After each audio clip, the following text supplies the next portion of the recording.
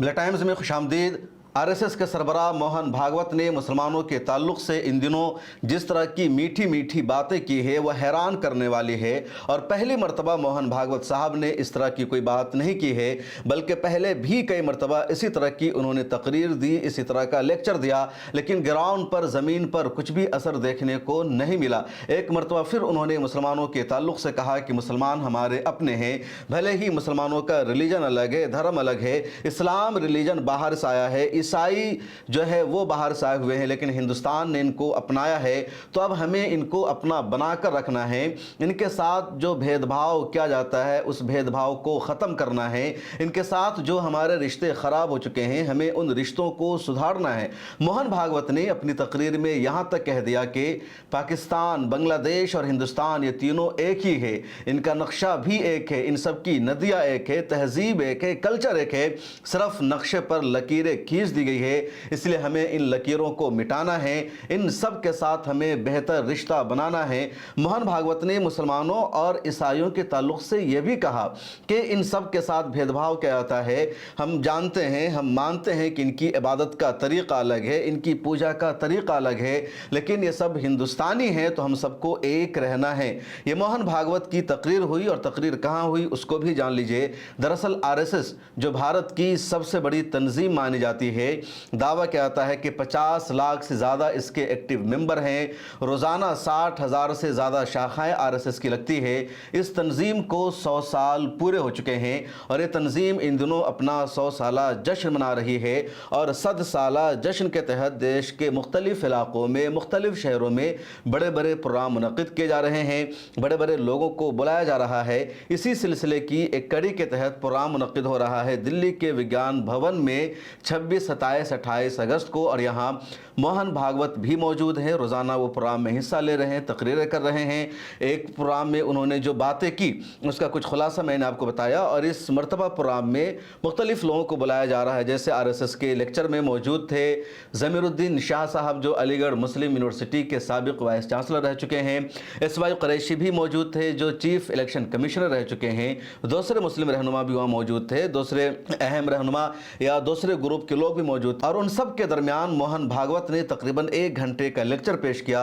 उसमें उन्होंने हिंदू राष्ट्र पर बात की, हिंदुस्तान के बारे में बात की, इस्लाम रिलीजन के बारे में बात की, मुसलमानों के बारे में बात की, बीजेपी के बारे में भी इशारों में बात किया।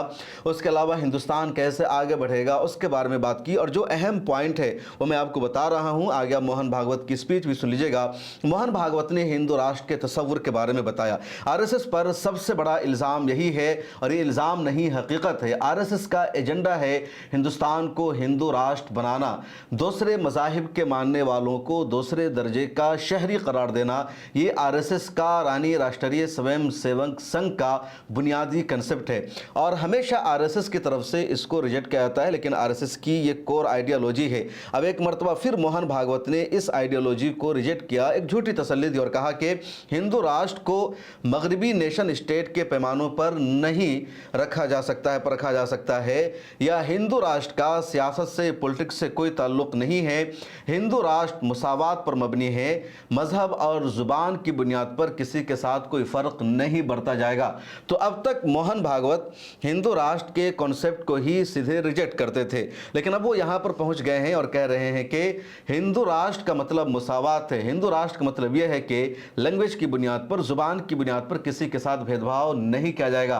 तो एक तरह से अब आरएसएस ने इस बात को एक्सेप्ट कर लिया है कि हिंदू राष्ट्र उसका कॉन्सेप्ट है, उसका एजेंडा है।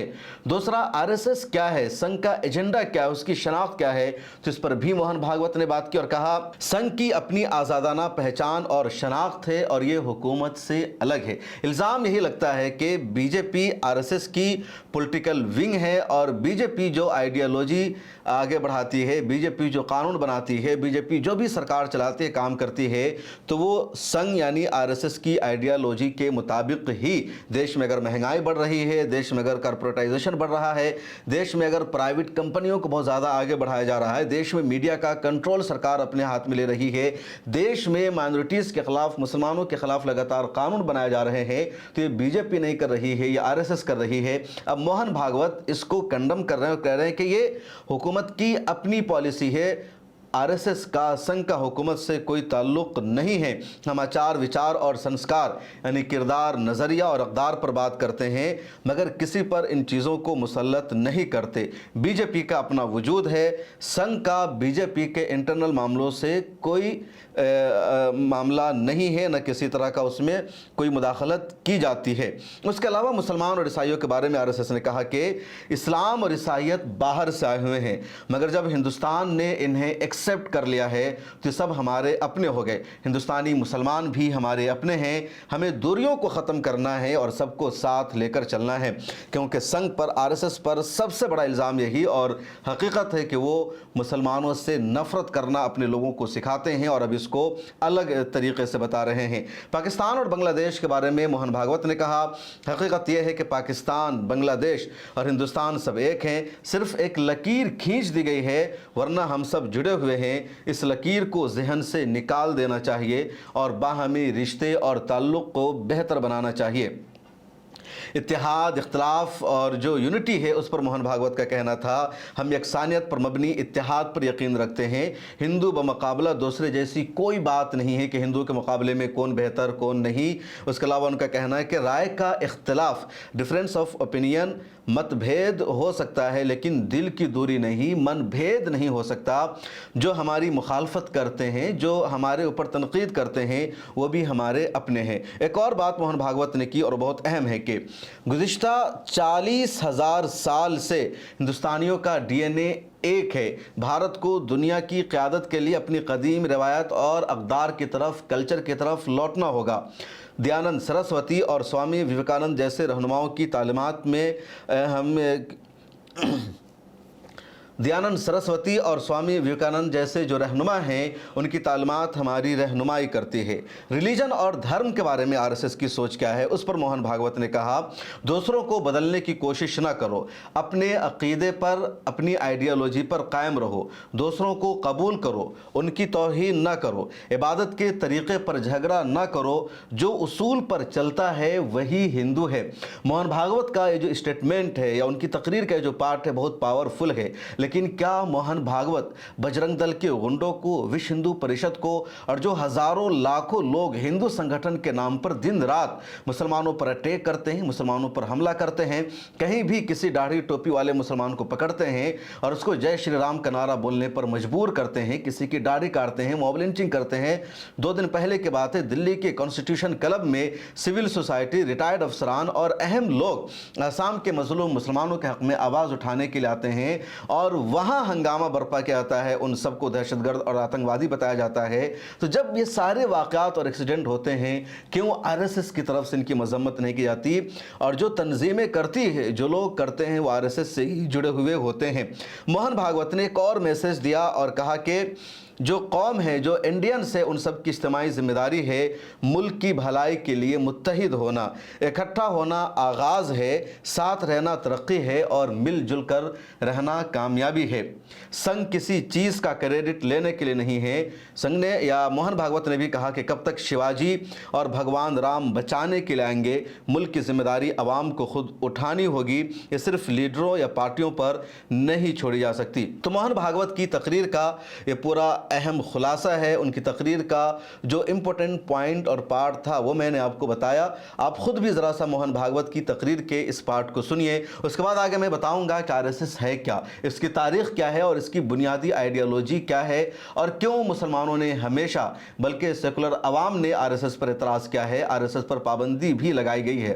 उद्देश्य उन्होंने कहा संपूर्ण हिंदू समाज का संगठन। अब यहां प्रश्न खड़ा होता है, बाकी लोगों को क्यों छोड़ा? तो पहली तो बात है कि जिनको हम हिंदू समाज कहते हैं आजकल, हिंदू समाज, हिंदू नाम लगाना जिसको है, उसको इस देश के प्रति जिम्मेवार रहना पड़ेगा। ये रिस्पॉन्सिबल समाज है, क्योंकि इसको नाम मिला है, इस देश के लोगों को वो नाम मिला है, बहुत पहले मिला है। महावीर प्रसाद जी द्विवेदी है, उन्होंने लिखा है कि जरतुष्ट्र के काल में बाहर के लोगों ने हमको ये नाम दिया, हमको तो जरूर नहीं थी अलग नाम की, हमने अपना धर्मशास्त्र लिखा तो मानव धर्मशास्त्र यही उसका नाम है, क्योंकि हमारे यहाँ यही कहते थे हम, माता च पार्वती देवी, पिता देवो महेश्वरा, बांधवा शिवभक्ताश्च, स्वदेशो भुवनत्रया, या अयम निजः परो वेति गणनाम लघुचेतसाम उदार चरितानाम तु वसुधैव कुटुंबकम। हम मनुष्यों में अंतर नहीं करते थे, सारे मानव। विचार तो हमारा ऐसा था कि व्यक्ति, मानवता, सृष्टि, ये सब परमात्मा के कारण जुड़ी है, एक दूसरे से संबंधित है। एक का जो होता है वो दूसरे पर भी परिणाम करता है, और इसलिए मनुष्य को अपने विकास का विचार करना है तो इन तीनों के विकास में अपना विकास है, ये मानकर अपने विकास का प्लान करना पड़ता है। ये इस देश का स्वभाव है। तो हमको अलग नाम की जरूरत नहीं थी। लेकिन जरतुष्ट वहां गए, उनको पूछा गया कौन हो, तो उन्होंने कहा कि हमारे पूर्वज किर्गिस्तान में भारत से गए थे, सिंधु नदी के उस पार से गए थे। अब उस समय ईरान के लोग सिंधु नदी के उस पार वालों को हनत कहते थे, उसका हनदू हो गया, हिंदू हो गया। ये एक कथा है।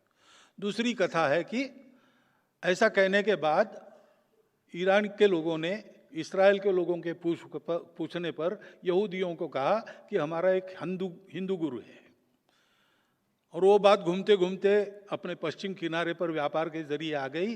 व्यापारियों ने पकड़ा वो शब्द, लेकिन ठीक है, उनको इस शब्द से क्या करना है, सौदा पटने से काम है, व्यापार चलता रहा। इंटेलेक्चुअल लोगों के पास वो आ गया, तब अपने पुराणों में आ गया, तम देव निर्मितम देशम हिंदुस्थानम प्रचक्षते। लोक भाषा में आने को बहुत समय लगा, और लोक भाषा में जो शब्द आते हैं वो संतों की पकड़ में आते हैं। इसलिए गुरु नानक देव जी के वाणी में पहले ये मिलता है, हिंदुस्तान खसमाना किया, तुर्कस्तान खसमाना, खुरासान खसमाना किया, हिंदुस्तान डराया।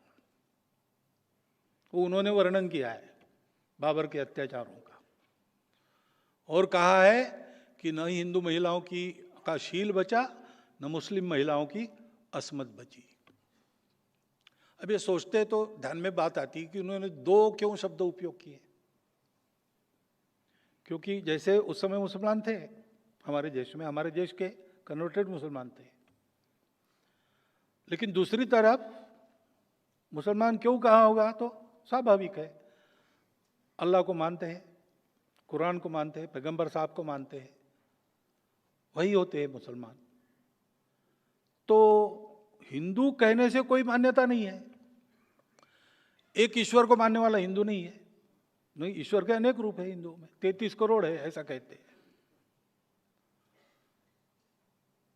और एक ग्रंथ नहीं है, न कोई एक गुरु है। तो अनेक थे उस समय, बौद्ध थे, जैन थे, शैव थे, शाक्त थे, अनेक प्रकार के पंथ संप्रदाय, रिलीजन्स अनेक थे। लेकिन एक स्वभाव था जो इन सबको जोड़ता था। वो स्वभाव ये था कि इन सबको स्वीकार करते थे। विश्व में जितने तरीके हैं पूजा के, वो सब एक ही जगह पहुंचेंगे, कोई तरीका गलत नहीं है। हाँ, ये हो सकता है कहीं देर से पहुंचेंगे, कहीं जल्दी पहुंचेंगे, कोई तरीका बड़ा सरल है, कोई तरीका बड़ा जटिल है। रुचिनाम वैचित्र्यात रुजु कुटिल नाना पथयुताम। मनुष्य अलग अलग होते, बुद्धि अलग अलग होती है, रुचि अलग अलग होती है। रुचि के वैचित्र्य के कारण रुजु कुटिल अनेक प्रकार के रास्ते होते हैं। अब यहाँ इस सभागृह में आने के लिए कहाँ से चले, एक ही रास्ता थोड़ी था। जहाँ से चले वैसा रास्ता था, और कोई रास्ता ठीक भी था, कोई रास्ता खराब भी था। रास्ता खराब है इसलिए आप घूम कर भी आए होंगे, रास्ता खराब है तो भी समय पर पहुंचेंगे इसलिए उसी खराब रास्ते से भी आए होंगे। ये अपना अपना मन है। ऐसे अनेक पथ है। रुचि नाम वैचित्र्यात रुजु कुटिल नाना पथयुताम। नृणाम यानी आदमियों का एको गम्या, एक ही जगह जाना है सबको। भगवान को कहते त्वम असि, तुम ही हो जो सबके गंतव्य हो। नृणामेको गम्यस्त्वमसि, कैसे? पयसाम अर्णवैव। विश्व में कहीं भी पृथ्वी पर वर्षा होती है तो वो अंत में सागर में जाती है। ये श्रद्धा रखने वाले सबको उन्होंने एक नाम दिया, हिंदू। तो हिंदू यानी क्या? इसमें जो विश्वास करता है, अपने अपने रास्ते से चलो भाई, अपना जो रास्ता मिला है स्वाभाविक रूप से, उस पर श्रद्धा रखो, बदलो मत, दूसरों को बदलो मत। इस पर श्रद्धा रखो, दूसरों की भी श्रद्धा है, उसका पूर्ण सम्मान करो, उसका स्वीकार करो, उसका अपमान कभी मत करो। और रास्तों को लेकर झगड़ा मत करो, आपस में मिलजुल कर चलो। ये परंपरा जिनकी है, ये संस्कृति जिनकी है, वो हिंदू है। तो आपने सुना आरएसएस के चीफ मोहन भागवत की तकरीर को बराह रास्त। आरएसएस की तारीख क्या है, जरा उसको जान लेते हैं। आरएसएस का क़याम 1925 में अमल में आया था, और आगे जो मैं तारीख बताऊंगा उससे पहले जान लीजिए कि देश की आज़ादी में आरएसएस का कहीं भी कोई किरदार नहीं है, बल्कि हिंदुस्तान और पाकिस्तान का जब बंटवारा हुआ तो आरएसएस भी यही चाहती थी कि दो मुल्क बन जाए, क्योंकि उधर मुस्लिम लीग को लग रहा था कि अगर इंडिया एक रहा तो मुस्लिम लीग की जो सियासत है वो ज़्यादा सक्सेस नहीं हो पाएगी, उनको अपने लोगों को वज़ीर आज़म बनाने का मौका नहीं मिल पाएगा। इधर आरएसएस को लग रहा था कि उसका जो नज़रिया है, उसकी जो आइडियोलॉजी है, हिंदुस्तान को हिंदू राष्ट्र बनाने की पाकिस्तान के साथ रहते हुए पॉसिबल नहीं हो पाएगा, इसलिए तकसीम हो जाना ही मसले का हल है। और यही वजह है कि जब देश की तकसीम का रेजोल्यूशन कांग्रेस ने भी मंजूर कर लिया, उधर मुस्लिम लीग ने पास किया, तो कोई भी एक तारीख़ी रिवायत ऐसी नहीं मिलती जिससे पता चलता हो कि संघ ने, आरएसएस ने, या उस वक्त जो आरएसएस के रहनुमा थे, खा वो गुरु गोवालकर हो या हेडगवार हो, उनमें से किसी ने इसकी मुखालफत की हो। बहरहाल 27 सितंबर 1925 को डॉक्टर केशव बलीराम हेडगवार ने महाराष्ट्र के शहर नागपुर में राष्ट्रीय स्वयं सेवक संघ की बुनियाद रखी, जिसको आरएसएस कहा जाता है। एजेंडा था कि जो हिंदू नौजवान हैं उनकी जिस्मानी तरबियत करनी है, उनकी फ़िक्री तरबियत करनी है, उनकी नज़रियाती तौर पर तरबियत करनी है, और हिंदू समाज को मजबूत बनाना है, मुत्तहिद बनाना है, एक बनाना है। उसके बाद अगले ही सालों में आरएसएस के नज़रिया भी सामने आने लगा कि आरएसएस का मकसद है कि जो हिंदुओं की तहज़ीब है वही दरअसल हिंदुस्तानी तहज़ीब है, जो हिंदू है उन्हीं का दरअसल हिंदुस्तान माना जाएगा, दूसरों को उस मकाम का शहरी नहीं माना जाएगा और हिंदू राष्ट्र लाया जाएगा। नहीं, हिंदुस्तान का जो ऑफिशियल रिलीजन और धर्म होगा वो हिंदू धर्म होगा। उसके अलावा 1940 से 1973 के दरमियान गुरु गोवालकर का दौर होता है, जो आरएसएस का बहुत अहम दौर माना जाता है, जिन्होंने आरएसएस को आगे बढ़ाया, बंच ऑफ थॉट्स जिन्होंने लिखा, और आरएसएस का जो पूरा उसूल, आरएसएस का पूरा नज़रिया गुरु गोवालकर ने ही तैयार किया। इनको आरएसएस की शख्सियात में सबसे अहम माना जाता है। गुरु गोवालकर ही आरएसएस के वो शख्स है जिन्होंने कहा था, हिंदुस्तान के लिए हिंदू तहजीब ही वाहिद शनाख्त और पहचान है। मुसलमानों और ईसाइयों को उन्होंने बैरूनी असर करार दिया, और उसके बाद आरएसएस का ये बाज़ाब्ता एजेंडा और हदफ बन गया। आरएसएस पर देश में कई मरतबा पाबंदी भी लगी। पहली पाबंदी 1948 में लगी, जब नाथूराम गोडसे ने महात्मा गांधी का कत्ल कर दिया, और 1950 तक ये पाबंदी बरकरार रही। दूसरी पाबंदी आरएसएस पर इमरजेंसी के ज़माने में 1976 में लगी, और तीसरी पाबंदी 1992 के बाद लगी, जब बाबरी मस्जिद को संघ के वर्करों ने, कार्यकर्ताओं ने शहीद कर दिया। लेकिन आरएसएस ने हार नहीं मानी, आरएसएस आगे बढ़ती रही। 1999 में आरएसएस की हुकूमत भी बन जाती है, यानी बीजेपी की सरकार बन जाती है, और फिर 2014 में बीजेपी की हुकूमत बनी तो आरएसएस बहुत मजबूत हो गई। आरएसएस ने अपनी आइडियोलॉजी को, अपने कल्चर को आगे बढ़ाना शुरू कर दिया। बाबरी मस्जिद का जो पूरा विवाद था वो आरएसएस का ही लाया हुआ था, और आरएसएस अब तक अपने नज़रिया को खुलकर नहीं बताती थी, लेकिन अब आरएसएस ने खुलकर इस पर बातचीत करना शुरू कर दिया है।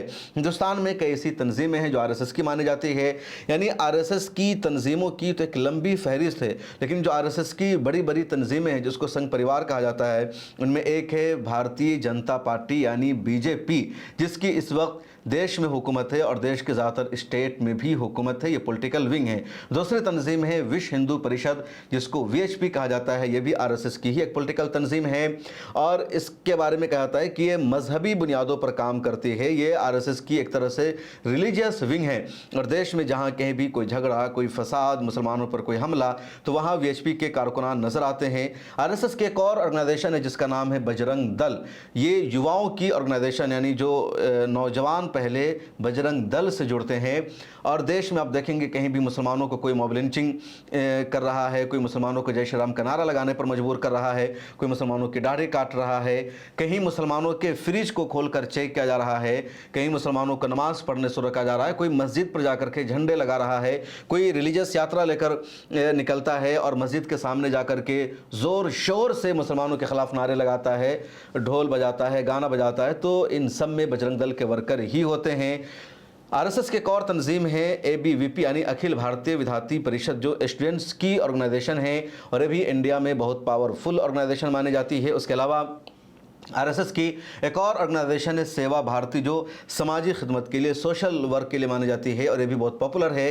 ये RSS के अहम विंग है। वैसे RSS की जो झेली ऑर्गेनाइजेशन है उसकी एक लंबी फहरिस्त है, लेकिन ये कुछ अहम और बड़े बड़े नाम हैं जिन सब का रिश्ता RSS से जुड़ा हुआ है। RSS की रोज़ाना 60,000 से ज़्यादा शाखाएँ लगती है, यानी कहीं भी सुबह सुबह एक मजलिस मुनक़िद की जाती है। वहाँ RSS के जो रहनुमा हैं वो लेक्चर देते हैं कि RSS क्या है, हिंदू समाज को कैसे रहना है, और लगातार लोग इससे जुड़ते जा रहे हैं। जो ऑफिशियल डेटा है उसके मुताबिक 50 लाख से ज़्यादा RSS के मेंबर हैं, लेकिन अनऑफिशियल डेटा में तो माना जाता है कि करोड़ों लोग RSS के मेंबर हैं। और RSS के जो लोग हैं पूरी जिम्मेदारी के साथ अपनी ऑर्गेनाइजेशन के साथ जुड़े रहते हैं। देश में जिन लोगों ने RSS का मुताला किया है, RSS पर रिसर्च किया है, वो लोग मानते हैं कि RSS देश के लिए ख़तरा है, RSS की वजह से देश का नुकसान हुआ। लेकिन RSS के रहनुमा मानते हैं कि RSS का जो मिशन है, जो हदफ है, उसको अपना कर ही देश आगे बढ़ सकता है। पिछले 10 सालों में RSS की बराह रास्त इंडिया पर हुकूमत है और अब तो तीसरे टर्म में उनकी हुकूमत दाखिल हो चुकी है। आप ज़रा फैसला करके बताइए कि देश आगे बढ़ा, क्या देश विश्व गुरु बना, क्या देश की फॉरेन पॉलिसी बेहतर हो सकी, या फिर देश पीछे जा रहा है? देश ने तरक्की की है पिछले 11 सालों में, या देश तनज़्ज़ुल के रास्ते की तरफ गामज़न हो गया है? आप फैसला कर सकते हैं और आपका जवाब, आपका फैसला ही RSS के सरबरा मोहन भागवत को जवाब होगा। इस वीडियो में इतना ही। मिला टाइम्स को सब्सक्राइब कर लीजिए, हमारी मेंबरशिप ले लीजिए। यहाँ QR कोड मौजूद है, इस पेज का स्क्रीनशॉट लेकर के इसको स्कैन कीजिए।